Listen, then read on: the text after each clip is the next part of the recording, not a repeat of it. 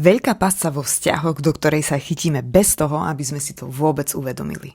Keď na sebe začneš pracovať, rozumieť svojim zraneniam a vzorcom, prirodzene začneš chcieť to isté aj pre svojho partnera, partnerku. Možno to začne tým, že mu pošleš príspevok na Instagrame, odporúčiš knihu, kouča alebo psychológa a navonok to vyzerá ako pomoc. Ale veľmi často sa pod tým skrýva niečo iné. Strach z toho, že vzťah neunesie rozdiel medzi tým, kde si ty a kde je ten druhý. A práve tu vzniká pasca.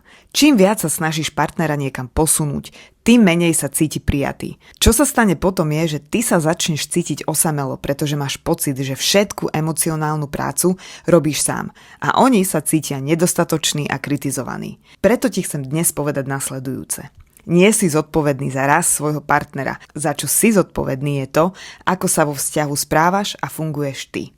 To znamená, že možno začneš hovoriť jasnejšie o svojich potrebách, nastavovať hranice a namiesto snahy regulovať partnerové emócie sa začneš viac učiť regulovať tie svoje. Niekedy najväčšou zmenou vo vzťahu nie je to, že partner začne viac pracovať na sebe, ale to, že ty prestaneš niesť zodpovednosť za jeho vnútorný svet a pozrieš sa na ten svoj. Verím, že ti k tomu pomôže aj môj program Návrat k sebe, ktorý je teraz v letnej akcii. Nechaj mi pod videom zmena a ja ti pošlem bližšie informácie.